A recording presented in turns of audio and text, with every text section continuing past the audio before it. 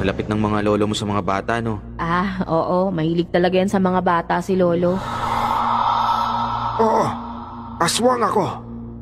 Pero hindi ako pumapatay ng tao. Karne lang ng hayop ang kinakain ko.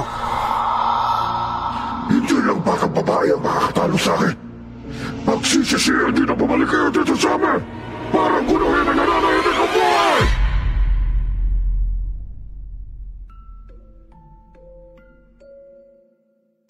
Hangad ko rin na maging masaya ang aking nanay. Pero paano kung ang kasiyahan nito ay makapiling ang isang lalaki na hindi ko naman tatay? Maaga akong naulila ng tatay ko dahil namatay ito sa isang aksidente. Kasama din daw ng tatay ko sa namatay ang aking kambal na babae. Yun ang kwento ng nanay ko. Para lubos ninyong maunawaan ang kwento ko, hayaan niyo pong isalaysay ko sa inyo ang buong pangyayari. Magandang araw po sa inyo, Miss Soledad, at sa lahat ng mga nakikinig. Ako nga po pala si Jose, at ito ang aking kwento. Bago ko simulan ng storya, huwag kalimutang mag-subscribe bilang suporta sa ating channel. Ano ba naman yan, Nay? Di ba napag-usapan na natin na hindi mo iuwi yung lalaking yan sa bahay na to? Mabait naman si Melvin, anak, kaya sigurado akong magkakasundo kayong dalawa. Isa pa, bakit ba ganyan kainit ang dugo mo sa kanya? Hindi ko po siya tatay, at saka mahiya naman kayo dito sa mga tao dito sa barangay. Binata na ako tapos mag-aasawa ka pa ulit. Kaya nga ako mag-aasawa. Kasi binata ka na. Kapag nag-asawa ka na, o paano ako? Ilang ulit ko po bang sasabihin sa inyo na hindi ko kayo iiwan? Hindi ako mag-aasawa para lang alagaan kayo. Hindi naman yun pwede, anak. Bubuo ka ng pamilya mo. Hayaan mo naman akong sumaya. Ako naman nakikiusap na anak. Ay nako, huwag naman po tayo maglukuhan dito. Alam natin pareho na hindi namin gusto ni Tito Melvin ang isa't isa. Kasi ikaw naman itong may problema. Palaging mainit ang ulo mo sa kanya. Kahit hindi ka naman niya inaano. Ay nako. Tsaka birthday ng tatay mo ngayon, kaya hindi tayo dapat mag-away. O sige na, magluluto na ako ng pansit. Wala namang kwenta na magluto pa kayo para sa kanya dahil papalitan mo rin naman siya. Jose, kahit patay na yung tatay mo pa rin siya. At siya ang numero 1 dito sa puso ko. Alam mo ba kung ano lang ang nagpapalungkot sa akin? Kung hindi ko sana siya pinayagang dalhin ang kambal mo, baka hindi siya nasama sa disgrasya. Paano po ba siya na-disgrasya, Nay? Gabi yun. 3 taon pa lang kayo. Ito kasing kambal mo masyadong makatatay, kaya kahit saan mapunta yung tatay mo, sumasama. Na-aksidente yung tricycle na sinasakyan nila papunta sa palengke. Oo, naalala ko na. Nalulungkot din ako kapag kinikwento niyo sa akin eh. Hindi ba nakakatakot na baka bumalik ang kaluluwa ni tatay kapag, alam mo na, itinira mo dito yung bagong lalaki mo? Ay nako, kakausapin ko na lang si Melvin na huwag niyang tumira dito. Sige na. Ayokong mag-away tayong dalawa dahil lang dyan. Sumunod sa akin si nanay na huwag patirahin si Tito Melvin sa bahay. Hanggang isang araw, nasa bukid ako para asikasuhin ang anihan namin doon. Nagulat ako nang dumating si Tito Melvin at may kasama itong 3 lalaki. Hinawakan ako ng mga lalaki at sinikmuraan ako ni Tito Melvin. Alam mo, ikaw na bata ka. Isa kang malaking balakid sa amin ng nanay mo. Ano ba pinuputok ng butsi mo? Kung magsama kami dalawa. Sana nga nakasama ka na rin sa pagkamatay ng tatay mo. Di sana, masaya na kami ni Josan. Kahit anong mangyari, hindi ako papayag na magkatuluyan kayo ng nanay ko. Alam ko naman kung anong kahaantungan ng buhay niya sa'yo Lasinggero ka, mapanakit pa. Sasambahin ko ang nanay mo at gagawin ko ang lahat para sa kanya. Hindi ako papayag na maghiwalay kami dahil sa'yo. Alam mo ko, hindi lang ako nagpipigil. Papatay na talaga kita Ano? Ipapapatay mo ako? Walang hiya naman pala kayo Ano? Ha? Walang hiya ako? Ayan, bagay na bagay sa'yo ang paputokin ng labi mo. Nang sa gayon wala nang lalabas sa salita na bastos dyan sa bibig mo. Isusumbong kita kay nanay sa ginawa mo sa akin. E di magsumbong ka! Sa tingin mo paniniwalaan ka nun? Ikaw ba namang bata ka? Ginagawa mo lahat para lang magkasira kami ng nanay mo, ano? Ay, Diyos ko, Melvin. Anong ginawa mo kay Jose? Bakit tumudugo ang labi ng anak ko? Kausapin mo yung anak mo. Kahit isang beses man lang, matuto siyang respetuhin ako. Ano ba kasing ginagawa mo? Ha? Napag-usapan na natin to, hindi ba? Wala naman akong ginagawa sa kanya. Nagulat na nga lang ako at pinagtulungan nila ako saka akong binugbog. Nagagalit ata kasi hindi natutuloy yung pagtira niya dito sa bahay. Kasi alam ko naman na ikaw ang dahilan. Pwede ba, Melvin? Wala kang karapatang saktan ng anak ko. Kapag ginawa mo pa to ulit, hihiwalayan na kita. Ayan.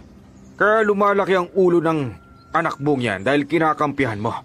Alam mo ba kung ano ang sabi niya sa akin? Gagawin niya raw ang lahat para lang maghiwalay tayo. Jose, totoo ba yon? Opo. Ayaw ko pong maging asawa niyo siya. Hindi na ako bata, anak. Alam mong mahal na mahal ko si Melvin. Sa susunod kasi, pag-isipan mong muna kung anong sinasabi mo. Kaya ka nasasaktan eh. Ewan ko po ba sa inyo kung anong pinakain sa inyo ng lalaki niyan at parang nahihirapan kayo pumili kung sino ang kakampihan ninyo.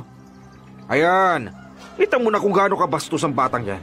Ikaw na nanay na, pero ikaw pa pinagsasabihan ng ganyan.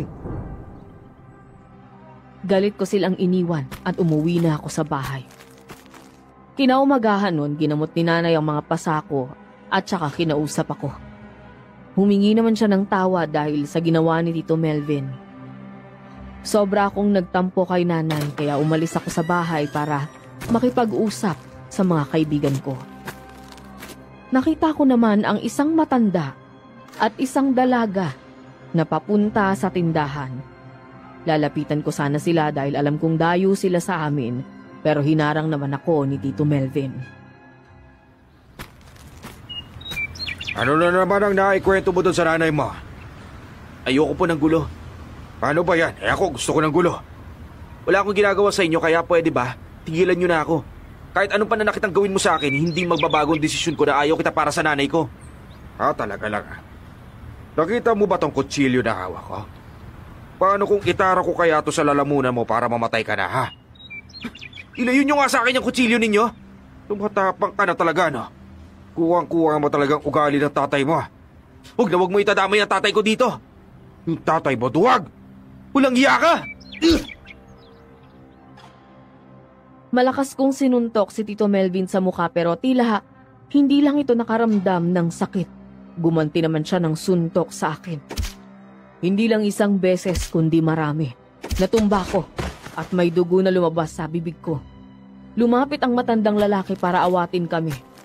Hinila niya si Tito Melvin palayo pero pati siya dinamay ni Tito Melvin.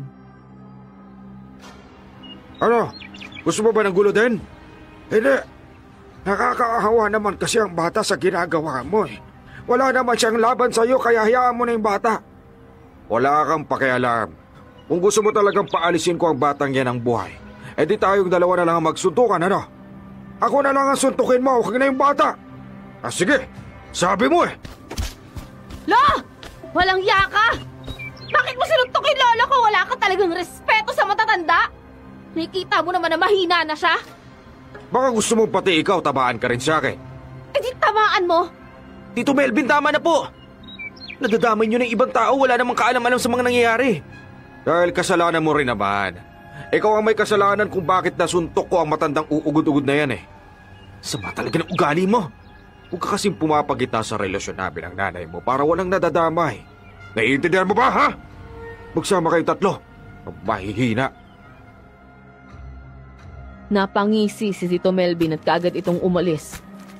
Inalalaya ng dalaga ang lolo niya at tinulungan din niya ako. Pero nakikita kong nag-aalala ang matandang lalaki. Hinawakan nito ang pasako sa labi at malungkot siyang ngumiti sa akin.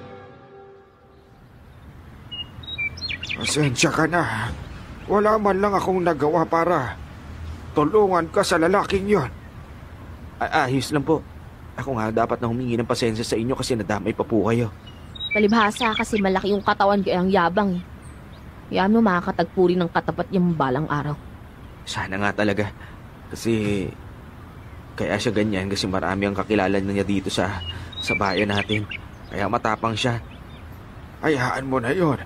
Mabuti pa umuwi ka na, iho, dahil baka balikan ka pa noon. Oo. O nga po pala. Ako naman si Mayen, tsaka ito si Lolo Puten. Makalipas ang mga araw, napabalita kung gaano kabait ang matandang lalaki sa mga tao sa lugar, lalong-lalo na sa mga bata. Naging malapit din kami ni Mayen. Isang araw, pumasyal ako sa bahay nila. Marami akong naikwento sa problema ko sa nanay ko. At ito siya pilit na pinapagaan ang loob ko. Mabuti na lang at nagkakilala tayo. Kasi dito sa lugar namin, wala akong kaibigan na babae. Puro lalaki lang sila. Nakakabakla naman kapag sinasabi ko sa kanila yung problema ko. Oo naman. Lagi mong tatandaan na nandito lang ako Handa akong makinig sa'yo. Tsaka, yung Melvin, ako, huwag mo nang pagpapapansinin yun. Kaya mainit ang dugo niyan sa'yo kasi ikaw yung humaharang sa kanila. Sa tingin mo ba, mali yung ginagawa kong to? Nagkakaitan ko ba talaga ng kasiyahan ng nanay ko? Hindi. Tama lang naman yung ginagawa mo Kaya ka nga nagkakaganyan kasi gusto mo lang protektahan yung nanay mo sa lalaking yun. Alam mo kasi na hindi talaga siya mabait At masama yung ugali niya kaya ka humahad lang. Pansin ko lang, ang lapit ng mga lolo mo sa mga bata, no? Oo. Mahilig talaga yan sa mga bata si Lolo. Bait kasi yan Siguro, masarap sa pakiramdam na may lolong nagmamahal sa'yo, no? Oo naman. Pero mas masarap sa pakiramdam kapag nakakasama mo yung mga magulang mo. Sumapit ang umaga. Pinatawag kaming lahat sa barangay. Meron daw kasing isang ginang na naghahanap ng kanyang anak. Inutusan niya lang ito na bumili at hindi na raw umuwi kagabi. Habang nagtatanungan ng lahat sa barangay kung may nakakita doon sa bata, isang matandang babae naman ang nagsalita. Kagabi na salubong ko yung bata. Di ba magkasama kayo ng batang yun kagabi, Mang Puten? Oo, magkasama kami pero naiwan siya doon sa may tindahan dahil nagmamadali nga akong umuwi. Ano? Sabay kayong pumunta roon. Hindi ko naman itinatanggi ang bagay na yan dahil magkasama nga talaga kami pumunta sa tindahan. Mas nauna akong nakabili sa kanya kaya naiwan siya doon sa tindahan. Hoy, siguraduhin mo lang na wala kang ginagawang masama doon sa bata. Hindi pa namin nararanasan na nawala ng bata dito. Wala ka talaga akong ginagawa doon sa bata. Sandali nga lang Hindi naman yata tama na parang hinuhusgahan niyo yung lolo ko sa pagkawala ng bata. Nagtatanong lang kami at hindi kami nanguhusga. Melvin, tama na nga yan. Kailangan nating hanapin yung bata, hindi yung nagsisisihan tayo rito. Tutulong kami ng apo ko sa paghahanap ng bata. Wag na ho. Baka naman hindi nyo kayanin ang paglalakad. Mamaya, takihin pa kayo ng rayuman ninyo. Melvin, ikaw talaga. Marami silang sumama sa paghahanap sa batang nawawala. Kailangan kong magpahinga dahil maaga pa akong magtatrabaho sa bukid. Kinaumagahan, niyaya ko si Mayena samahan niya akong pumunta sa bukid. Sumama naman siya at ginabi na nga kami ng uwi. Siguro, napagod ka ng gusto. Pasensya ka na kung dinala pa kita dito sa bukid. Ikaw naman, wala yun. Tsaka, gusto ko rin naman kasing maranasan kung anong ginagawa sa bukid ngayon, alam ko na nang sobrang nakakapagod pala talaga, no? Pero bilib ako sa'yo. Kaya mong buhatin yung 2 sako ng palay, Alam mo kasi, bata pa lang ako. Ganun yung ginagawa ko. Kailangan kong magsipag kasi maaga akong naulila sa tatay ko. Nung namatay kasi si tatay, si nanay na yung nag-aasikaso dito sa bukid pero medyo lumalaki na ako. Ayaw ko naman siya magtrabaho dito. Swerte naman ng nanay mo, no? Nagkaroon siya ng anak na gaya mong masipag. Oo nga Handa ko nga siyang alagaan hanggang sa pagtanda niya. Basta, huwag lang siya mag-asawa ulit. Dagdag palamunin lang yung Melvin na yan kapag ka nagkatuluyan sila Ay, naku. Sa totoo, yun lang ba talaga yung dahilan kung bakit ayaw mo sa Melvin na yun na maging asawa ng nanay mo? Hindi naman. Meron pa akong rason. Wala akong tiwala sa kanya dahil meron niya siyang dating asawa pero nagkahiwalay sila dahil binubugbog niya nga. Kumbaga, alam mo na palang may red flag ng lalaking yun, ganun.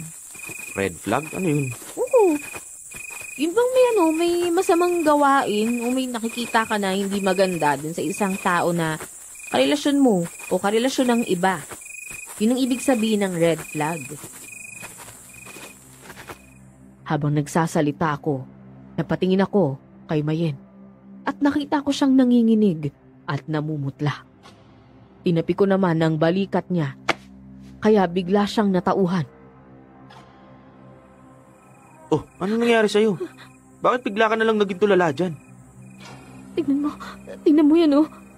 May malaking asong pumasok sa bakuran niyo. Saan? Ah, hindi, oo nga. Ano namang klaseng hayop yan? Bakit ganyan kalaki? Ewan ko, yung nanay mo baka napano na siya sa loob. Bilisan natin. Sige, tatawagin ko lang si nanay. Uwi na rin ako. Baka nag-aalala na sa akin si Lolo eh. Sige na, Jose, mauna na ako sa'yo ah. Sige, pupuntahan ko lang si nanay. Mukhang doon ata dadaan yung aso na yun sa likod ng pintuan eh. Mabilis na tumakbo si Mayen paalis ng bahay. Kagad akong pumasok sa bahay sa sobrang pag-aalala kay nanay dahil baka natutulog na siya at kung anong gawin sa kanya ng asong yun, nasing laki ko pa naman. Malakas kong tinulak ang pintuan at nakita kong nananahi si nanay. Nay, ayos lang po ba kayo? Oh, ayos lang ako. Ikaw naman nakakagulat ka namang bata ka. Bigla-bigla mo na lang tinutulak yung pintuan alam mo namang sira na nga yan. May nakita ko dito kanina. Isang malaking aso dun sa may bakuran natin tapos dito siya pumunta sa likuran ng bahay. Natakot po ako na baka kung anong gawin niya sa inyo eh. Kaya ako nagmadali. Anong isang malaking aso? Opo, teka. Sino tao sa banyo? Si Melvin. Isinamahan niya ako dito buong araw dahil nga wala ka. Ano? Pinapunta mo na naman siya rito? Nay naman eh. O bakit? Ano na naman problema kung pumunta ako rito? Asawa na ako ngayon ng nanay mo, Jose. At wala ka nang magagawa ron. Kahit sibat pa ang ipangharang mo, wala kang magagawa. Pero imposibleng hindi nyo napansin yung aso. Malaki yun at kulay itim. Ay, ano ba nangyayari dito sa anak mo, Josan? Bakit naman ganyan namang sinasabi niyan? Baka nako. Gumagamit na ata ng droga yan at kung ano-ano na yung nakikita ha. Alam mo naman kung gaano kagalit ang presidente natin ngayon sa mga adik. Mamaya magulat ka na lang katawan ng anak mong makikita natin kung saan-saan na lang lumulutang. Hoy, Jose. Umamin ka ha? Ikaw ba nagdodroga ka ba? Hindi. Totoo yung sinasabi ko. Ganyan na ganyan nga talaga ang mga adik. Pinagpipilitan ng mga bagay na nakikita o naririnig. O baka naman nalilipasan na yan ang gutom. Pakainin mo na yan, Josan. Ay, nako. Oo nga, anak. Ikaw ba kumain ka na, ha? Kumain ka na nga at alam kong pagod ka. Magpahinga ka na. Ikaw, Melvin, kapag wala kang gagawin bukas, isamahan mo naman yan si Jose sa bukid. Wag na ho, Nay. Kaya ko na ho. O, di ba? Nakita mo na, taas ng pride ng anak mo, kaya hindi kami nagkakasundo. Tama na nga. Pagod na yung anak ko eh. Hayaan mo na siya makakain at makapagpahinga at ikaw, umuwi ka na rin sa inyo dahil gabi na. Tumango si Tito Melvin kay nanay, kaya kumain na lang din ako. Alam kong hindi naniniwala si nanay sa sinabi ko dahil deadma lang ito. Hanggang kinaumagahan. Nabulabog kaming lahat sa nangyaring krimen sa lugar namin. Lahat kaming taga-baryo pumunta sa pinangyarihan ng krimen para makita kung sinong namatay. Teka, itong babae naghahanap sa anak niya nung nakarang araw Oo nga, siya nga yun. Na paano kaya siya? Bakit ganyan naman ang nangyari sa kanya? Aba, ewan ko dyan. Baka naman nagpakamatayan dahil hindi niya nakikita ang anak niya. Tingnan mo nga ng maayos, Melvin, kung nagpakamatayan. Bakit kailangan niyang butasan yung dibdib niya at saka yung tiyan niya? Ano naman nangyari dyan? Pinatay at kinuha ang kanyang mga laman loob, ganun ba? Mukhang tama ka nga, Melvin. Pinatay siya at kinuha ang kanyang mga laman loob. Sino naman sa tingin ninyo ang gumawa niya? Iyan ang kailangan nating alamin at kailangan din nating mag-ingat. Dahil sigurado ako, masamang nilalang ang gumawa niyan. Pwedeng tao. Tapos binenta yung mga laman loob. Pwede rin namang aswang. O di kaya, mabangis na hayop. Mas lalo nyo lang pinapalala ang sitwasyon Tinatakot nyo lang ang mga tao. Diyos ko, Huwag na nga nating pag-usapan. Sumasama tuloy yung sikmura ko at nahihilo ako. Nay, kaya niyo po ba? Hatid ko na lang po kayo sa bahay. Ako na mag-aatid sa nanay mo. Saka yung maglolo ng kaibigan mo, ayun o. Panay ang tingin sa'yo. Baka naman may gustong sabihin. Puntahan mo na muna yon. Sige na, anak. Huwag ka mag-alala. Walang mangyayari sa akin kapag kasama ko ang Tito Melvin mo. Inilalayan siya ni Tito Melvin paalis. Kaya lumapit ako kay Mayen at kay Mang Puten. Hindi rin makapaniwala ang mga ito sa sinapit ng babae. Pero isa sa sinabi ng matanda ang tumatak sa isipan ko. Nang bigkasin nito ang katagang aswang. Doon din ako napapaisip. Mang Puten, yung aswang po ba? Kaya niyang maging isang malaking aso? Oo. Kayang gumaya ng aswang ang wangis ng mga maiitim na hayop. Kaya nilang maging uwak, baboy ramo, o isang malaking aso. Marami pa silang kayang gayahin para makapambiktima. Sa tingin ko po, yung aso na yun ang nabibiktima eh. Anong aso ang sinasabi mo? Kagabi ho kasi nung nakauwi na kami galing sa bukid, nakita po namin ni Jose yung isang malaking aso kulay itim ho. Pumasok yun dun sa bakuran nila Jose, kaya natakot ako eh. Tumakbo ako agad pa uwi. Hindi ko na lang po naikwento sa inyo kagabi kasi nagpapahinga na kayo nung dumating ako eh. Opo, tama po si Mayen. Pero mabuti na lang din at hindi pinasok ng aso na yun yung bahay namin. Ang akala ko kasi mag-isa lang si nanay noon pero nandun pala si Tito Melvin eh. Kung ganon, aswang nga talaga ang pumatay sa babaeng yan na nagpapanggap bilang isang malaking aso. Ibig niyo pong sabihin, may aswang na nakatira dito sa lugar namin. Pero ngayon lang ito nangyari ah. Hindi natin alam kung may aswang nga talagang nakatira dito o wala. Pwede din namang dumadayo lang ang aswang dito para makapambiktima. Kailangan nyo mag-ingat kasi hindi natin alam kung sino ang aswang na yan.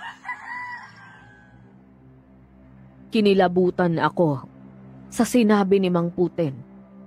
Halos buong gabi akong hindi nakatulog dahil iniisip ko na baka bumalik ang itim na aso sa bahay namin. Bumangon ako para uminom ng tubig at nakita ko si nanay na malungkot na nakadunghaw sa may bintana. Pumunta ako doon at sinara ko yon kaya nagtaka siya.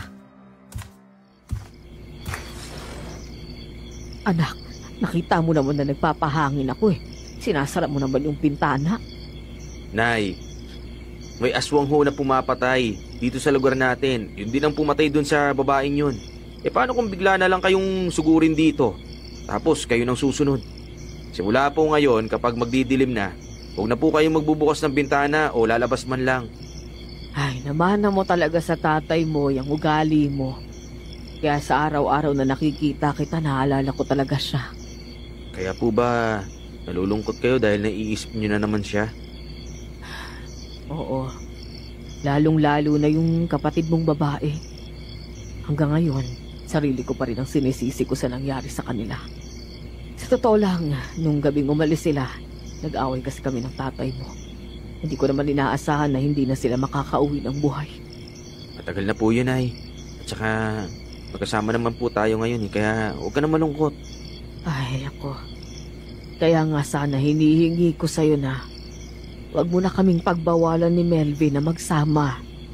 Siya na lang ang nagtatanggal ng lungkot ko, anak. Ay nako, kung yung lalakin lang din naman yun ang pag-uusapan natin, mas mabuti pa matulog na lang tayo. Dali na na, tara na.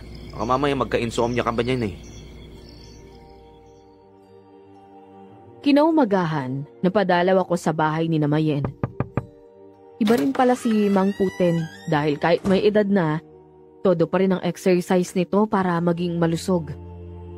Si Mayen naman nandun pa sa banyo at naliligo. Nakaubad ng damit si Mang Puten habang nag-exercise at nakita ko ang kanyang kwintas na may itim na pendant. Kakaiba naman po yung kwintas nyo yan. Parang sinaunang gamit po yan ah. Oo, iyo. Ang kwintas na to, ang aking kayamanan. Marami ang gustong bumili nito pero ayaw kong ibenta kasi meron itong proteksyon. Ano pong klaseng proteksyon? Naririnig mo ba yung sinasabi nila na tungkol sa mga anting-anting? Parang anting-anting ko na rin ito. Kapag nasusugatan ako, hahawakan ko lang itong itim na kumakabit sa kwintas ko. Mawawala na kaagad ang sugat ko. Totoo ba? Grabe, ang astig naman po nun. Oo. Pero atin lang yun, ha. Huwag mong ipagkakalat sa iba, baka kasi kapag may nakaalam ay kunin ito sa akin. Opo. Hindi ko po talaga ipagsasabi sa iba. Jose, ano naman yung pinagbubulungan niyo ni Lolo? Wala. May pinag-uusapan lang kami. Ay, nako, kayo talaga. Ang mabuti pa, mag-almusal ka na dito sa amin. Marami din naman yung sinaing, tsaka kumatay kami ng isang manok dyan. Talaga? Oo. Tara na, kain na tayo. Habang kumakain kami, nag-ihaw si Mang Puten ng baboy. Kakalagay lang niya ng sariwang karne ng baboy sa apoy pero agad din niyang kinuha at kinain yun. Dumudugo pa nga yung loob nun kasi nga sa labas lang ang naluto. Para kong nandiri habang nakatingin sa kanya at napansin naman yun ni Mayen. Oh, Jose, bakit ka naman nakangiwi habang nakatingin dyan kay Lolo? Bakit niya kinakain yung karne ng baboy na hilaw? Loko-loko ka talaga. Sosyal yung pagkain na ganyan. Tinatawag yung steak sa ibang bansa na medium rare yung pagkaluto. Ibig sabihin, luto na tingnan sa labas pero medyo hilaw-hilaw pa sa loob, ganun. Ginagaya ni Lolo sa napapanood niyang mga pelikula. Ibig sabihin malansa yan? Hindi gusto ko nga din yan eh. Tikman mo ito para malaman mo kung masarap ang lasa. Wag na po. Ayos lang po ako dito sa sinabawang manok. Sige lang Jose, damihan mo yung kain ha. Masarap yan niluto ko. Sa totoo lang, para akong nawala ng ganang kumain ng mga oras na yon. Nagpaalam na rin ako sa kanilang umuwi agad pagkatapos kumain. Makalipas ang ilang araw, bigla na lang dumating si Kuya Melvin sa bahay at may sinabi itong balita kay nanay. Alam mo ba ang kwento dito sa atin? Yung maglolo na bagong lipat dyan, pinalayas daw yun sa dati nilang tinitirahan. Ano? Bakit naman daw sila pinalayas? Ang sabi, may ginagawa raw na katarantaduhan yung mga taong yun Lalo na yung matanda. Diretsuhin mo na nga ako. Ano bang katarantaduhan ang ginawa niya? Jose, alam mo rin bang pinalayas sila sa tinitirhan nila? Hindi ko rin po alam, Nay. Ang kwento lang sa akin, lumipat lang daw sila kasi hindi naman daw sa kanila yung lupa. Ito talagang anak mo, Josan. Masyadong napapalapit dun sa batang babae na apo ng matanda. Hindi naman niya ganong kakilala yun pero nakikikain sa bahay ng iba. Mabait po sila sa akin. Mabait? Papalayasin ba yun ng mga yun kung talagang mababait yun? Sige nga. Kaya nga po sila pinaalis dahil hindi naman sa kanila yung lupa na tinitirhan nila. Kung may alam ka kasi, Melvin, sabihin mo na kung ano man yon. Alam nyo, tanongin nyo na lang si Aling Carmen. Kapon kasi pumunta siya dun sa may lugar kung saan galing ang maglolo kasi may apo rin siya roon. Nabalitaan ko sa kanya na pinalayas nga sa barangay nila yon at dito sila lumipat. Naguluhan ako sa binalita ni Tito Melvin. Kaya nung nagkita kami ni Aling Carmen sa bukid, nagtanong ako sa kanya. Nung una nagmamaang-maangan pa ito pero nang binanggit ko na si Tito Melvin ang nagkwento sa amin, doon na rin siya nagsabi na narinig nga lang din niya ang chismis na yun. Ibig sabihin, chismis lang talaga yun at walang katotohanan? Kung ganun, bakit niyo po pinapakalat na may ganyang klaseng balita na masama ang matandang lalaking yun? Naikwento ko lang naman kay Melvin kasi hindi ko rin naman maitago. Yung apo ko lang naman ang nakapagsabi sa akin. Ano po ba talagang sinabi ng apo ninyo sa inyo? Pakiusap naman po. Huwag niyo nang patagalin pa dahil masyado na ako naiintriga kung ano talagang katarantaduhan ang ginagawa ng matandang yun kaya sila pinalayas. Ay, hindi ko alam kung maniniwala ka ba. Pero sabi ng apo ko, aswang ang matandang lalaki kaya sila pinalayas. Ano? Aswang? Oo. Pero hindi naman talaga ako naniniwala. Kasi ngayon wala namang ebidensya. Ayon pa sa apo ko ay ginagamit daw ng matanda yung dalaga para mangakit nang sa ganun makapambiktima sila. Sa pagkakakilala ko, mabait ang maglolong yun. Ay ako rin naman. Mabait din ang tingin ko sa kanya dahil mapagmahal siya sa mga bata. Sabi pa nila, lahat daw ng mga biktima ay kadalasan mga bata. May matatanda naman pero kakaunti laang. Ganun ba siya kasamang aswang at marami siyang pinapatay? Hindi ko rin alam pero basta yun ang kwento sa akin. Nakikita ko naman na malapit ka sa dalaga. Payo ko sa'yo, iho. Huwag kang ganong magtiwala. Baka kay maisahan. Hindi mo rin naman ganong kakilala ang mga iyon. Dumating naman si Tito Melvin at may bitbit na maliit na basket. Itinapon niya yun sa lupa, kaya tumalsik ang kanin at ulam na dala niya.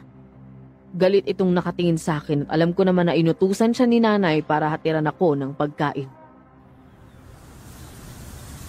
Oh, ayan na pagkain mo. Pulutin mo na lang sa lupa. Bakit ka naman nagsasayang ng grasya, Melvin? Tinapon mo pa yung pagkain ng bata. Paano makakain yan? Ikaw talaga kaya mainit ang dugo sa'yo ni Jose. Ginaganyan mo. Huwag na ho kayong makialam. Problema namin to, ha? Hindi naman kasi tama ang ginagawa mo. Palibhasa, hindi naniniwala itong si Josan sa anak niya. Pero ito ang tatandaan mo. Sa oras na magsabi ako kay Josan na ginaganyan mo ang anak niya, sigurado kung hihiwalayan ka noon. O sige, subukan mo. Subukan mo na't nang makita mo maputulan kita ng dila. Aling Carmen, hayaan niyo na po siya. Pupulutin ko na lang po itong mga pagkain.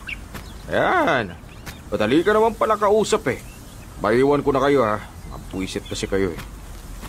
Ginoo ko apakasama ng ugali. Lintik na yan. Kaya nga po ayaw ko siya para kay nanay. May bakaon akong pagkain, iyo. Marami yun. Huwag mo nang pulutin yan at sumabay ka ng kumain sa akin. Talaga ho, maraming salamat po. Sumabay nga ako sa pagkain kay Aling Carmen. Nang makabalik ako sa bahay, naikwento ko kay nanay ang mga sinabi ni Aling Carmen. Hindi rin siya naniniwala na aswang ang maglolo pero nasabi ko rin na nakita kong kumain ng hilaw na baboy ang matandang lalaki. Nagsasabi ka ba ng totoo, anak? Mamaya gumagawa ka lang ng kwento, magagalit sa atin yung matanda.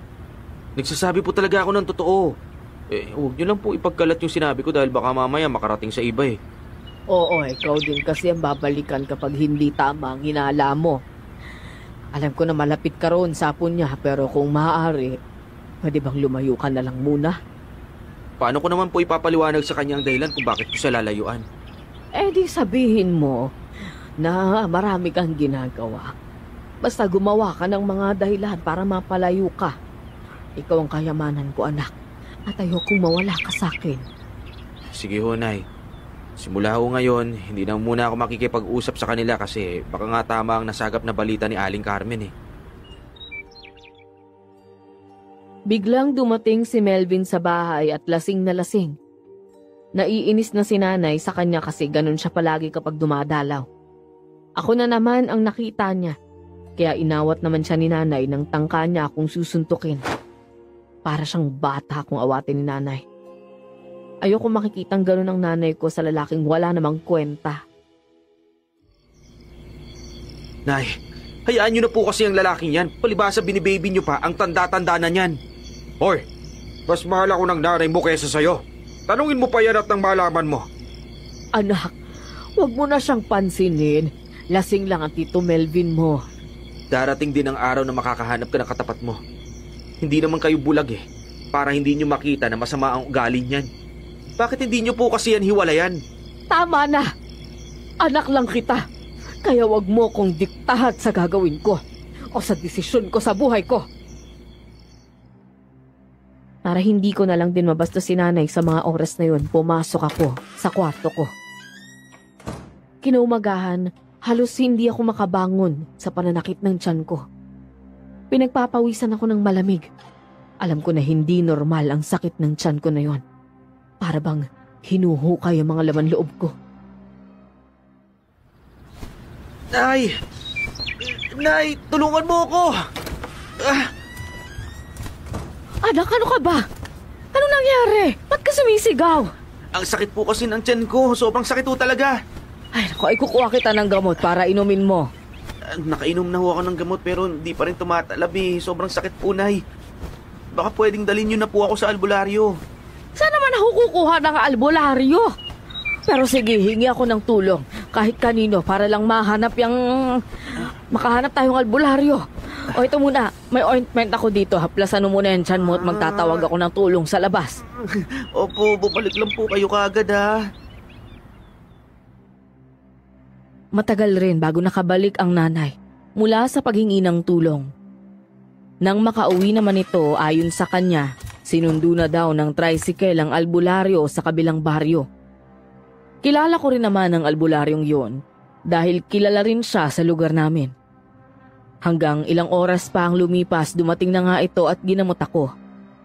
Naging maayos ang pakiramdam ko pagkatapos niya akong gamutin. Si nanay na ang kinausap niya kaya nagpahinga na ako. Jose, sinabihan ka na, di ba? Na huwag ka nang makikain sa ibang bahay. Napalibasa kasi may katigasan yung ulo mo kaya ganyan ang nangyayari sa'yo. Ano po bang nangyayari sa akin? Yung nanay mo ang makakapagpaliwanag sa'yo. Tandaan mo, Jose, kahit palagi kitang inaaway, naaawa rin naman ako sa'yo. Ano ka ba naman? Hindi na nga maganda yung pakiramdam ni Jose. Putak ka pa rin ang putak sa bata. Sige na, umalis ka na nga muna rito. Oo na, sige na, alis na ako. Nay, ano raw po ba yung sinasabi ng albularyo sa inyo? Ang sabi niya nakakain ka raw ng pagkain ng aswang at kinulam ka pa. Kaya ito yung binigay niyang langis, pampatunaw raw yan sa kinain mong pagkain ng aswang. Ano ho? Pero paano naman po ako nakakain nun? Ewan ko sa'yo.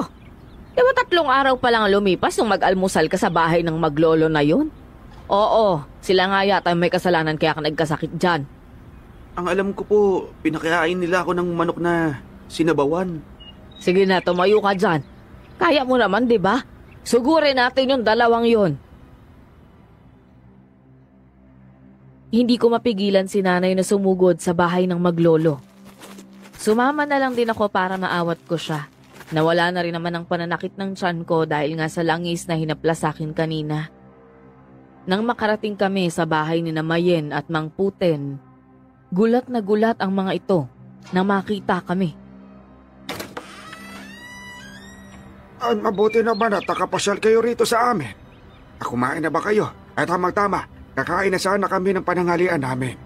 Hindi kami nandito para kumain. Nandito ako para pagsabihan kang itigil mo ang pangkukulam sa anak ko. Alam na namin ang dahilan kung bakit kayo lumipat sa amin. Anong sinasabi mo? Alam naming mga aswang kayo at may nakapagsabi dun sa lugar na pinanggalingan nyo na marami kayong nabiktima bago kayo umalis. Dito nyo pa talaga balak maghasik ng lagim at pati yung anak ko. Gusto nyo pang kunin sa akin? Kinulang mo yung anak ko at pinakain ng pagkain ng aswang. Ano bang sinasabi ninyo?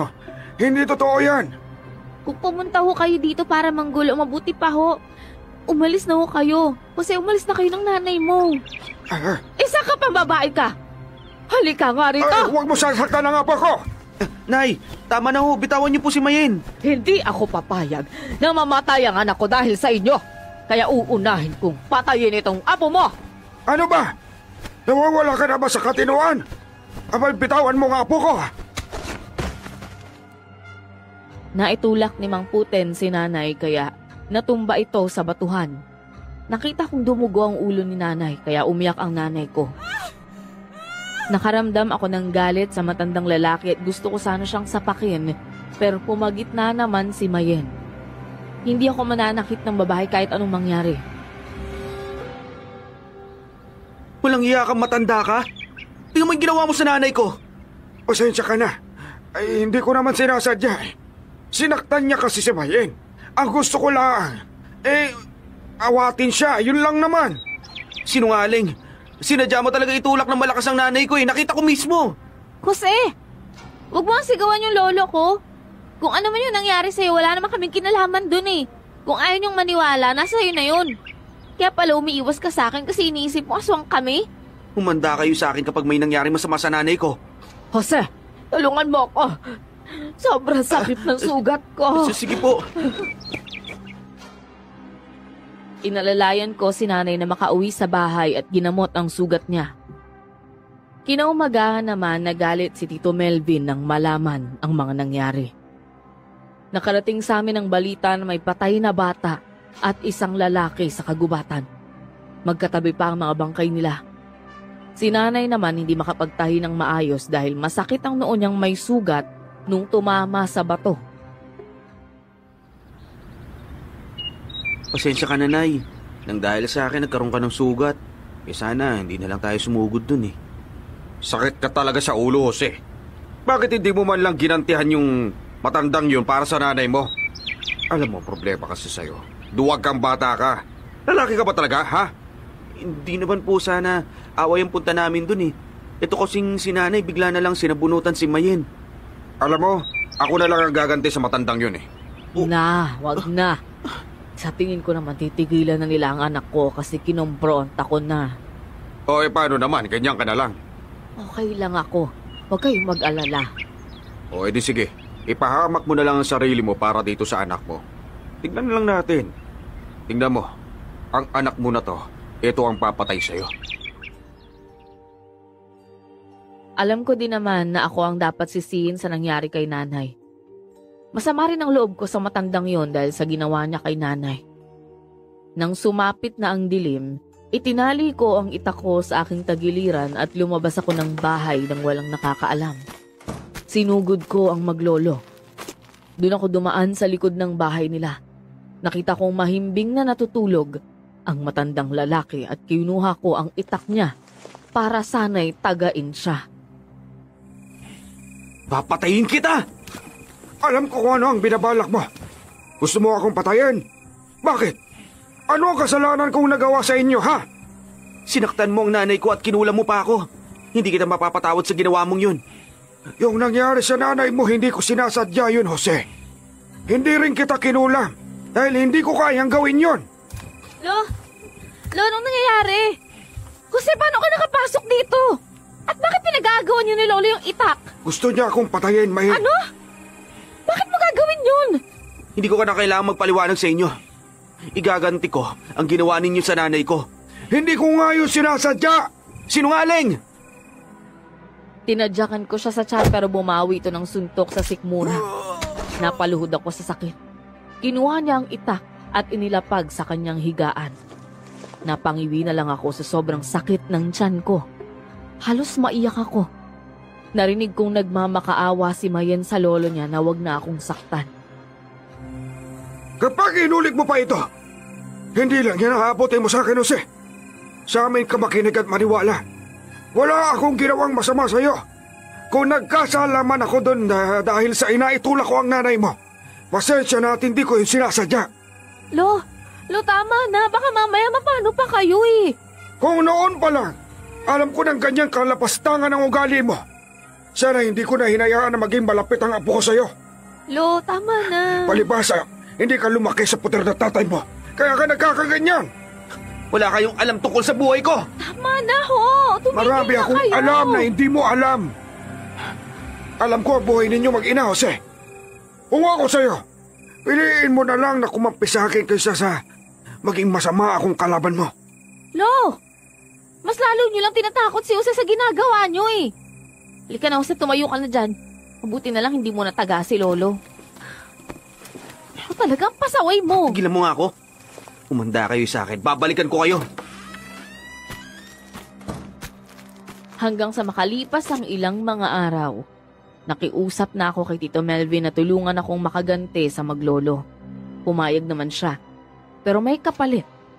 Hindi ko rin hahayaan na habang buhay silang tumira sa lugar namin at malayang nakapangbibiktima ng tao. May edad na si Mang Puten kaya nagtataka ko kung bakit ganun siya kalakas. Sigurado ka ba na kapag natalo natin ang matandang yon o mapatay, hahayaan mo na kami ng nanay mo na magsama? Oo, nakapagdesisyon na ako. Parang may kakaiba kasi sa matandang yun eh. Alam ko na yung kwintas niya. Iyon yung dahilan kaya hindi natin siya pwedeng masugatan. Ano? Yung kwintas niya? Ano namang meron doon? Ang sabi niya sa akin, kapag daw nasusugatan siya, mabilis na naghihilom yun kapag hinawakan o hinaplos niya yung kanyang kwintas na may itim na bato. Simple lang yan. E di unahin natin yung kwintas na yon. Tapos, saka natin siya tatagain ng itak natin. Tama, yun po ang gagawin natin. Jose, tigilan mo na yung matandang yon. Magaling na rin naman ang sugat ko. Nay, hindi lang ho dahil sa sugat ninyo ang dahilan ko, kaya gusto ko siyang mapatay. Alam ko naman kasing aswang siya eh. At siya ang nambibiktima sa lugar na to. Anak, wala ka namang ebidensya. Sapat na pong ebidensya yung nakita ko siyang kumakain ng hilaw na karne. Josan, hintayin mo na lang ako rito. Pagkabalik namin, malaya na tayo magsama at hindi nahahadlang itong anak mo. Umalis na kami agad sa bahay at pumunta sa Maglolo. Nang makarating kami doon, nakita namin sila sa likod bahay na may niluluto sa malaking kawa. Nilapitan siya ni Melvin at hinawakan ng kwintas nito. Nagtaka naman ang matanda sa ginawa niya pero malakas nitong itinulak si Melvin. Hindi ka man lang nagpaalam sa akin na hawakan mo ang kayamanan ko. Kayamanan? Kahangalan siguro. Alam mo, ikaw na matanda ka. Unang dating mo pa lang dito, sobrang pakialamero ka na eh. Ngayon siguro, magtatanda ka na. Jose, ano na naman ba to? Hindi mo ba talaga titigilan si Lolo? Hindi. Aminin mo na kasi na aswang kayo ng lolo mo. Kung ayaw ninyong umamin, di tatagain na lang namin kayo. Biglang tinaga ni Tito Melvin si Mang Puten, pero hindi niya ito natamaan nang umilag ang matanda. Sinakal niya si Tito Melvin, kaya sinipa naman ito ng lalaki. Naglaban silang dalawa ng suntukan. Kumuha ako ng kahoy para ihampas sa matanda pero nahuli ni Mayen ang kamay ko. Ano ba, Mayen? Itawan mo nga ako! Hindi ko hahayaang hampasin mo yung lolo ko! Huwag mo akong piliting labanan ka, Jose. Sige na! Huwag mo din akong pilitin na labanan kita kahit babae ka. Ang akala mo ba, ganun mo na lang ako kabilis matatalo? Matatalo mo lang ako kapag naging aswang ka na. Pero gayong normal na tao ka na. Huwag ka magtatangkang lumaban sa akin! Pakawal mo nga ako! Walang iya ka, matanda ka! Pigilan mo na to, Jose! Tama na! Papakawalan ko ang leg mo kapag mangangako ka sa akin na hindi ka nalalaban! Oo! Sige na! Hindi na ako lalaban! Kaya pakawalan mo na ako! Umalis na kayong dalawa! Tara na, Jose. Kung gusto mo talaga siyang labanan, bahala ka na sa buhay mo! Kumaripas ng takbo si Tito Melvin, kaya sumunod na lang ako sa kanya. Pagkarating sa bahay, hingal na hingal kami. Nagalit si nanay dahil hindi kami nakinig at muntika na kaming madisgrasya sa kamay ng matandang yon. Kumpirmado talaga eh. Isa siyang aswang. Akalain mo yun, nagawa niya akong iangat sa ere habang hawak ang leeg ko? Ang lakas naman ng matandang yon. Nung unang tagpo ninyo, hinayaan niya lang na suntukin mo siya. Pero ang totoo, kaya niya pala talagang lumaban. Nagpapanggap lang ata siyang bahina noon. Muntik talaga. Muntik na akong madali ng matandang yun. Sa susunod, hindi na ako sasama sa'yo kahit anong yaya mo sa akin na pumunta doon at sugurin siya. Mamamatay tayo doon, Jose. Ay naku, Jose, hindi ka nakikinig. Sinabihan na nga na tigilan na ang dalawang yon. Ayaw naman magpaawat. Pasalamat kayo, binuhay kayo ng matandang yon. Kung aswang siya, dapat takot siya sa asin at bawang. Sa susunod na sasalakay ako sa kanya, magdadala ako ng mga ganon. Jose, mapapahama ka pag mag-isa kang sumugod. Wala ho akong pakialam. Ito naman kasi si Tito Melvin eh. Nakahawa pa ako sa kaduwagan niya eh. Bahala nga kayong mag-ina dyan. Uuwi na ako sa amin. Matapos ang araw na yun, hindi yun nakabalik pa si Tito Melvin sa bahay. Isang gabi, kumakain kami ni nanay. Nagulat kaming pareho nang may kumalabog sa may pintuan. Nagkatinginan kami ni nanay ng ilang saglit at naisip ko na si Tito Melvin yun at lasing na naman. Ay nako, sigurado ako yung magaling na kasintahan mo na naman yan, Nay. Jose, huwag ka nga magsalita ng ganyan lalo na kapag nakainom ang Tito Melvin mo. Hindi naman po talaga totoong matapang yun eh. Ako lang talaga ang kaya niyang labanan kasi alam niyang hindi ko siya kaya.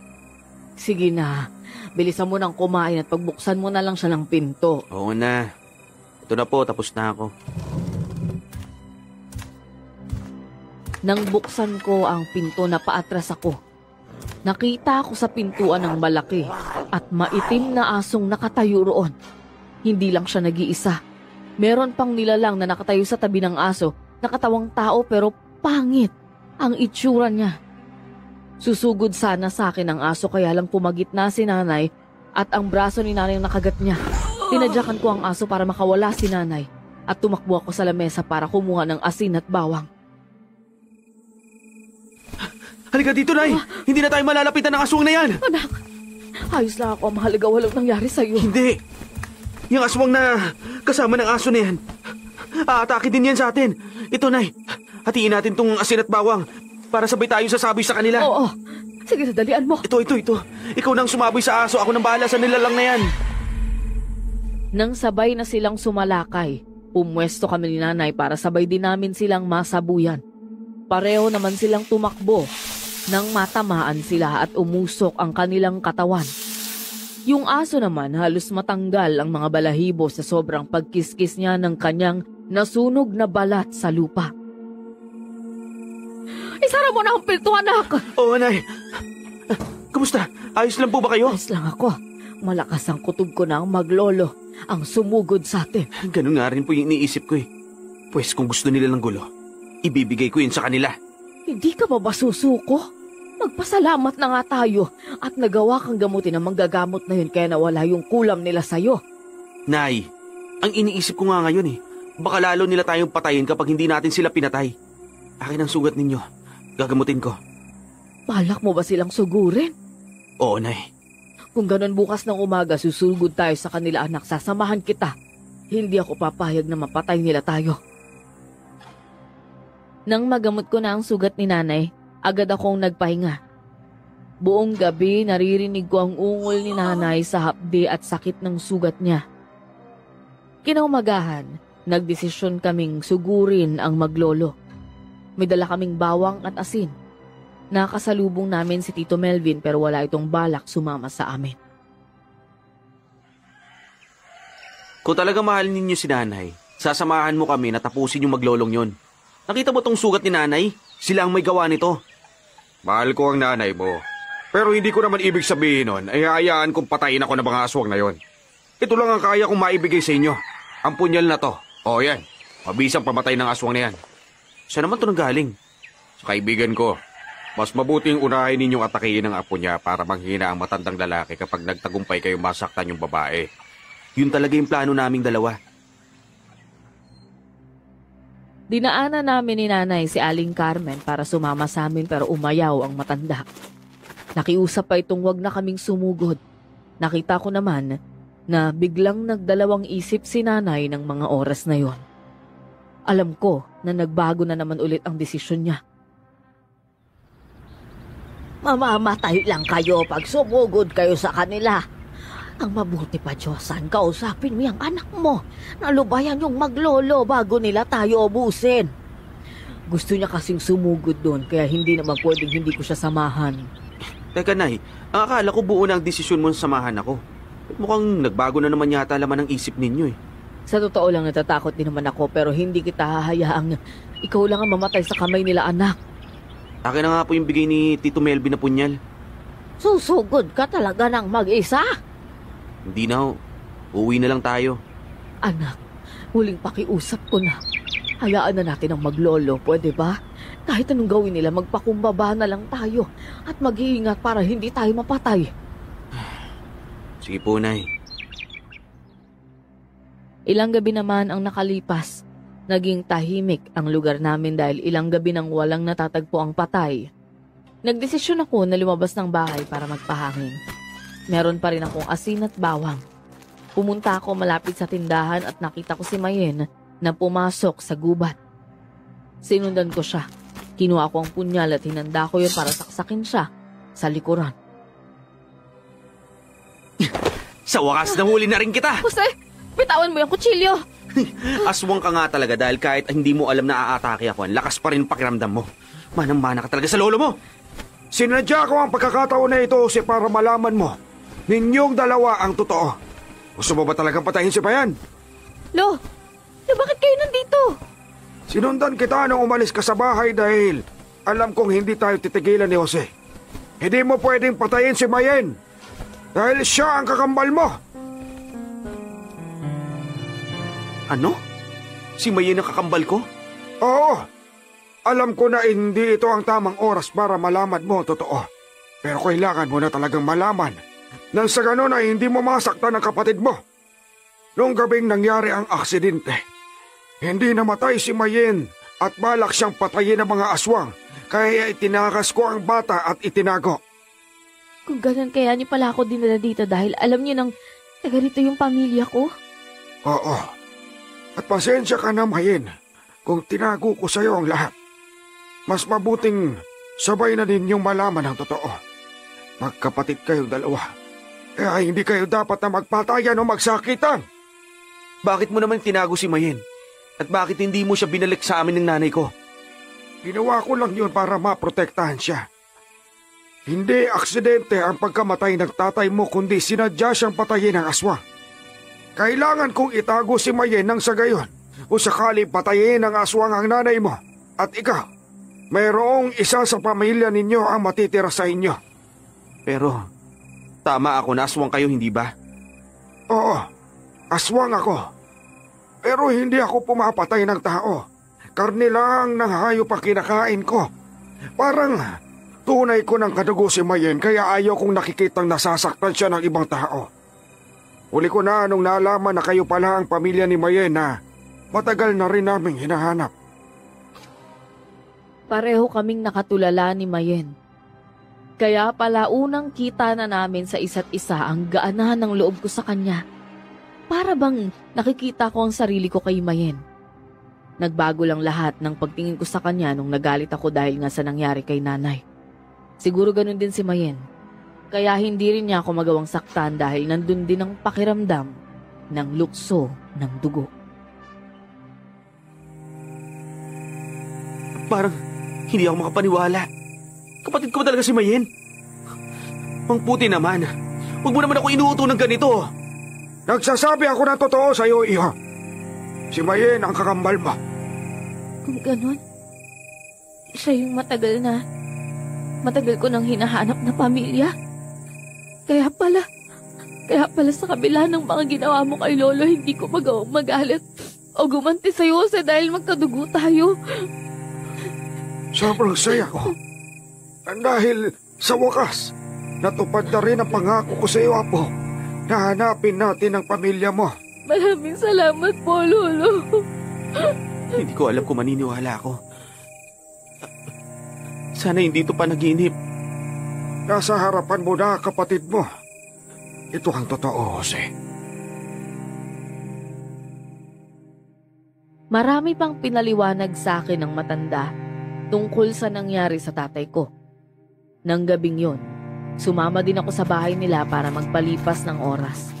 Nabanggit din niya sa akin ang tungkol sa aswang na nambibiktima sa lugar. Ilang beses niyang paulit-ulit na sinabing hindi talaga siya ang nambibiktima at hindi siya ang nagpakulam sa akin. Alam ko naman na tama ang sinabi ng matandang babae tungkol sa akin. May apo nga siya doon sa lugar kung saan kami nanggaling at nakatira roon. Nalaman ng mga tao doon na aswang ako kaya kami lumipat rito. Pero maniwala ka o sa hindi, Jose, ni isang tao, wala akong pinatay kahit doon sa dati naming tinitirahan o dito. Kung ganon, anong klaseng aswang kaya ang pumapatay dito?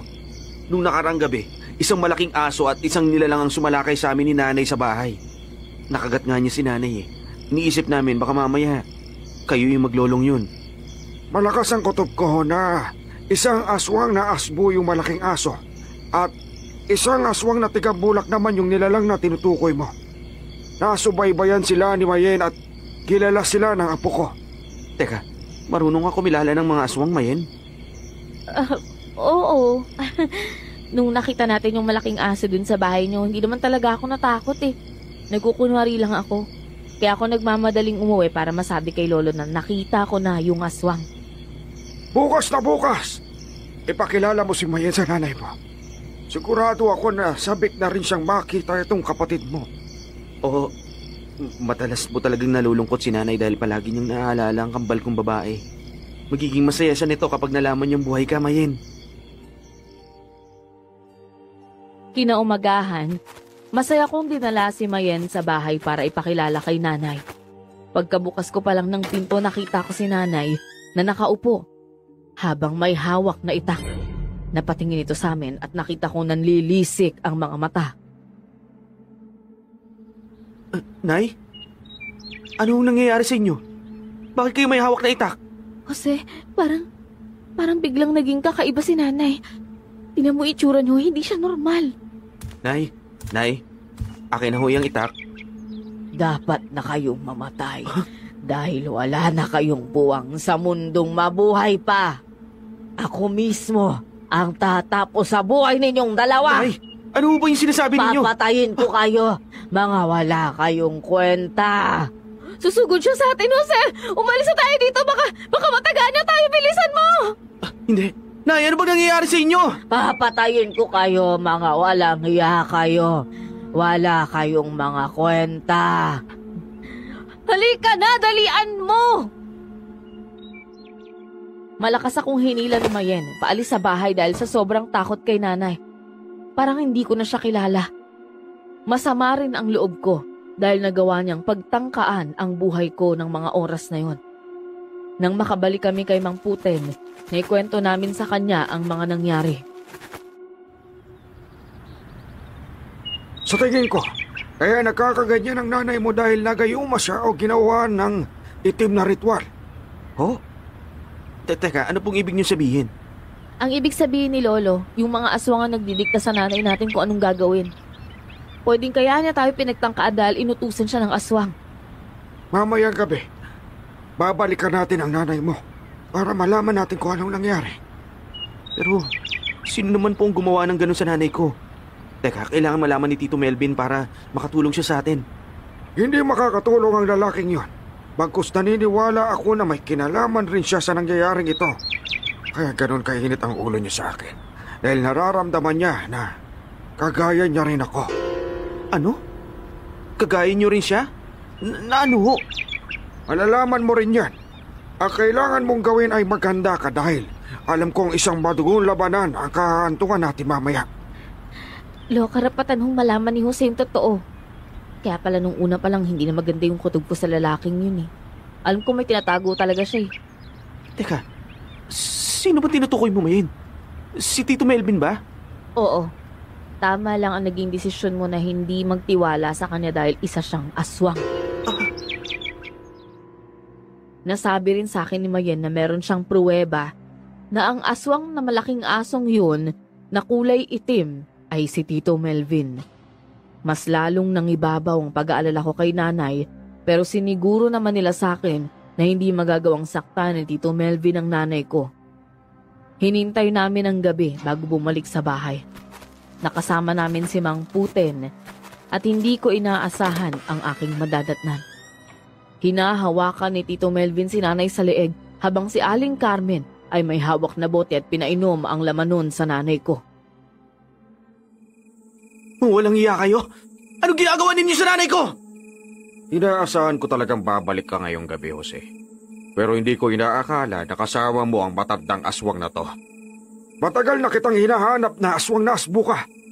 At sa wakas, nagkaharap rin tayo ulit.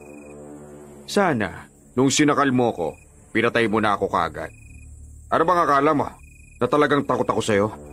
Kaya lang naman ako hindi nakalaban noong nakaraan dahil hindi ko gustong makita ni Jose ang pagkatao ko. Pero ngayong wala na akong dapat na itago, papatayin ko na rin naman tong si Jose. At kasama ang kakambal niyang babae. Mga walang iya kayo. Kaya pala halos kinakampihan ka ni nanay sa lahat ng mga bagay dahil ginagayuma mo pala siya. Isa ka pa, Aling Carmen! Traidor ka! Iho, gusto lang naman naming magparami ng lahi. At ang nanay mo ang napili ng anak ko. Hindi na dadami ang lahi ninyo dahil ngayon pa lang. Puputuli ko na ang buhay ninyo! Sa amin nyo pa talaga sinisisi yung mga kasamaan na ginagawa nyo? Mga walang ya kayo. Konti na nga lang yung mga batang natitira sa lugar na to, inuunti-unti nyo pang kainin. Sayang nga, ikaw na sana yung isusunod ko. Tapusin na natin to. Masyado nang humahaba ang usapan. Nagpalit anyo si Tito Melvin bilang malaking aso na kulay itim. Si Aling Carmen naman ay naging pangit na nilalang. Malaki ang bibig niya at mahaba ang mga kuko. Sinalakay ng asbo si Mang Puten. Pero nakailag ito. Doon na naging aswang ang matandang lalaki at naging baboy na itim. Ang tigabulak na aswang naman ay si Mayen ang sinalakay. Agad kong nilapitan si nanay habang naglalaban at inalalayan itong pahigain. Nay, dito ka lang muna ha. Tutulungan ko lang si Mayen na matalo yung aswang na yun. Alam ko na magiging masaya kapag nalaman mong buhay ang kakambal kong babae. Jose! Jose, tulungan mo ako dito! Nandiyan na ako, Mayen! Humanda ka sa aking aswang ka! Kahit magsani puwersa pa kayong magkambal, hindi nyo ko matatalo. Yun ang akala mo. Hindi ka man namin matapatan sa bilis at lakas. Pero sapat na siguro ang asin at bawang na to para manghina ka! Sinabuyan ko siya ng asin at bawang. Mabilis nitong ginamit ang kanyang mga kamay para protektahan ang mukha. Nabigla kami nang makarinig kami ni Mayen ng malakas na pagsigaw ni Mang Puten. Nakita namin na kinakagat siya ng aso sa leeg, kaya dali-dali naman akong rumisponde para tumulong. Lumapit ako sa asbo at sinabuyan siya ng asin at bawang. Walang iya ka talagang aswang ka. Ang kapal na mukha mo. Kung gusto mo talaga ng away, makipaglaban ka ng patas. Maging tao ka, labanan mo ko. Sawang-sawa na ako sa pang-api mo sa akin simula pa nung dumating ka sa buhay namin ng nanay ko. Jose! Jose, mag-iingat ka! Papanganib yung aswang na yan. Huwag kang mag-alala, Mayen. Sisikapin ko magiging matapang ako para lang mapatay ang walang hiyang halimaw na to! Lumayo ka sa kanya ng konti! Pag si Jose ang bantayan mo, ako ang matupagin mo dahil sinisiguro ko nawawasakin ko ang lalamunan mo! Lumaki ako sa turo ng lolo ko kung paano makipaglaban. Matatalo mo nga ako pero hindi ganun kadali yun. Sige, gusto kong malaman kung anong makatinuro sa'yo ng lolo mo. Naglaban na naman ulit si Mayen. Suntok sipa at kalmot ang inatake ng aswang sa kanya, pero hindi ito nagtagumpay na matamaan ito. Hanggang sa bumalik sa pagiging anyong tao si Tito Melvin. Napatawa ito sa akin na parabang iniinsulto niya ang kakayahan ko. Lalaban ka ba talaga? Tuwag ka rin talaga kagaya ng tatay mo. Alam mo ba na hindi aksidente ang pagkamatay niya kundi pinatay ko siya mismo? Ano? Bakit mo ginawa yung hayop ka? Dahil balak kong agawin si Josan sa kanya. Ako naman talagang unang minahal ni Josan. Pero inagaw niya sa akin ito. Dahil doon, pinag-isipan kong maigi kung paano ko siya papatayin. Magbabayad ka sa ginawa mo sa tatay ko!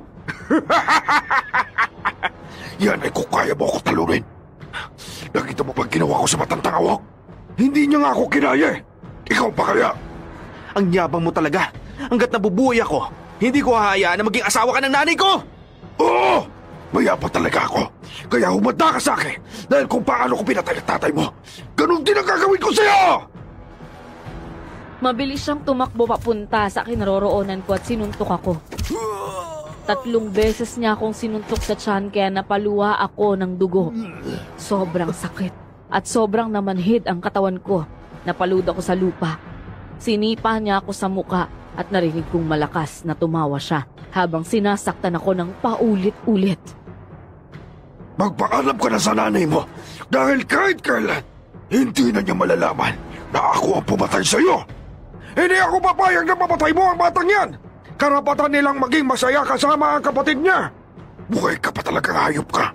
Halos wala ka nang laman na naiwan sa leeg dahil kinagat ko na lahat. Pero nagagawa mo pa rin maging tao. Oo, hindi ako mamamatay hanggat hindi kita nakikitang mamatay. Ganon? Pwes, tatapusin ko ang buhay mo! Sige! Magsabayan tayo. Papatayin ko tong nanay mo kapag pinatay mo yung lolo ko. Ano? Anak na, paano ka nahuli ng batang yan, Nay? Magaling siyang makipaglaban, anak. Huwag mong hayaang mapatay niya ako pakiusap. Isa ka talagang inutil na ina! Nagdidilim na ang paningin ko dahil dumudugo na ang noo ko. Yung mga dugo dumadaloy na sa mata at mukha ko. Kinuha ko ang punyal na binigay sa akin ni Melvin noon at mabilis ko siyang sinugod. Sinaksak ko siya sa likuran. Pero hindi ito napuruhan. Matigas talaga ang ulo mong bata ka. Kaya dapat lang to sa'yo!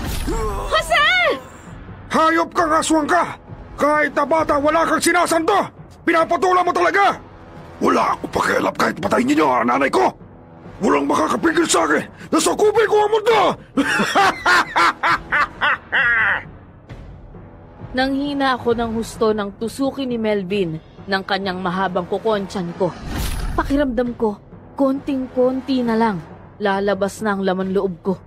Hindi na ako makatayo sa sobrang sakit at sinikap ko pa ring labanan ang sakit na nararamdaman ko para sa nanay ko.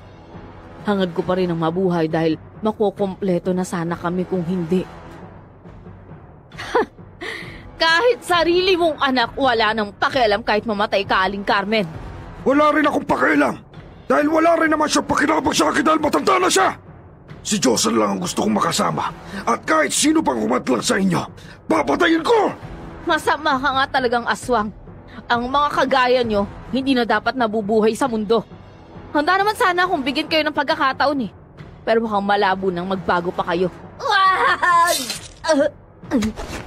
Ngayong patay na yung nanay mo, isusunod na kita! Nakita kong pinutulan ni Mayan ng ulo ang aswang na tigabulak. Kaya sila na naman ni Melvin ang nagtuos. Parehas kaming nahirapan ni Mang Puten dahil sa mga malalang sugat na natamo namin. Nahuli ng asbo si Mayen at hinawakan ng damit nito tsaka malakas na ibinagsak sa lupa. Malakas na napasigaw si Mayen sa sakit. Nagpalit anyo si Mang Puten bilang awok at sinalakay ang asbo. Nagawa niya itong bundulin kaya tumalsik ang asbo. Si Mayen naman ay bumangon na pilit at muling sinalakay ang asbo. Buong lakas niya itong sinipa at sinuntok sa mukha. Inuubos mo talaga ang pasensya ko! Ikaw ang nagpapaubos sa pasensya ko! Nasaktan mo na lahat-lahat. Kaya okay lang kahit mamatay ako sa pakikipaglaban sa'yo. Ang mahalaga, sinubukan kong labanan ka! Lahat naman kayo mamamatay sa kamay ko ng sabay-sabay! Yun ang akala mo! Hindi lang batang babae ang makakatalo sa akin. Pagsisisihan din na bumalik kayo dito sa amin! Parang gunuhin ang nananahimik ang buhay! Sinabuyan siya ni Mayen ng asin at bawang sa muka. Pinupunasan naman ng aswang na asbo ang kanyang mata dahil sa hapdi ng pagkalapnos nito. Dahil doon, inatake siya ni Mayen ng sipa sa kanyang lalamunan. Kinuha nito ang kutsilyo na nakabaon pa rin sa likuran ng asbo at tinarak sa lalamunan niya. Hindi pa siya nakontento. Tinarakan niya rin sa noo ng kutsilyo ang asbo. Tapos sinunod nito ang dibdib. Nang hina ang aswang, kaya ginawa ni Mayen ang lahat para mapatay niya ito.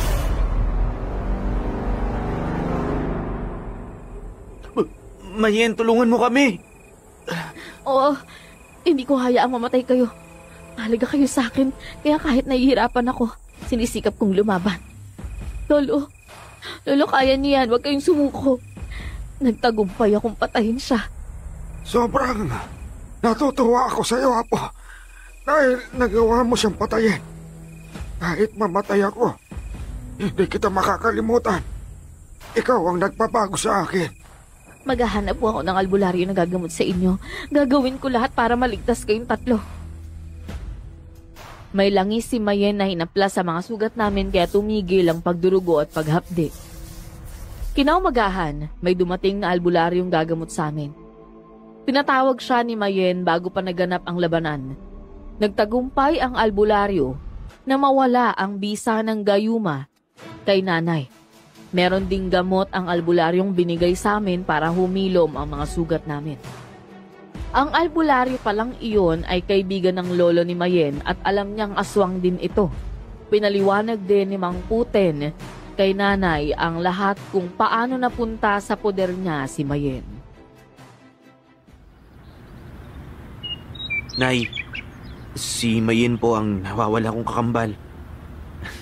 Iniligtas po siya ni Mang Puten sa mga aswang at inalagaan. Oo anak, sinabi na nila sa akin yon. Hayop na Melvin yan. Siya palang sumira sa pamilya natin. Hindi ko man lang alam na may kinalaman siya sa mga nangyari. Nalulungkot pa siya noon, yun pala siya rin ang pumatay sa asawa ko. Ang mahalaga po, wala na siya. Kaya wala namang mamanipula sa mga utak natin. Nay, sabik na sabik po akong makilala kayo. Sana hindi na tayo magkaiwalay, Nay.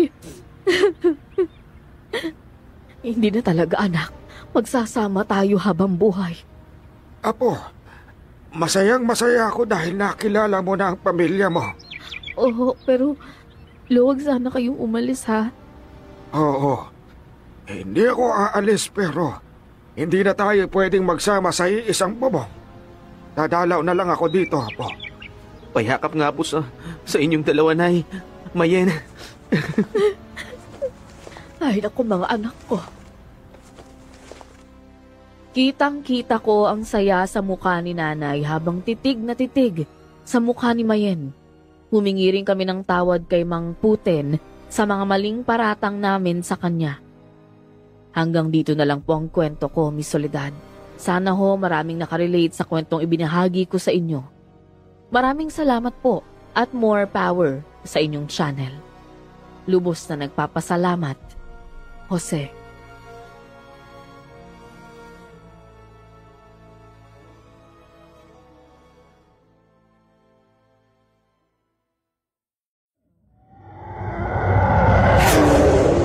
Paglapit ng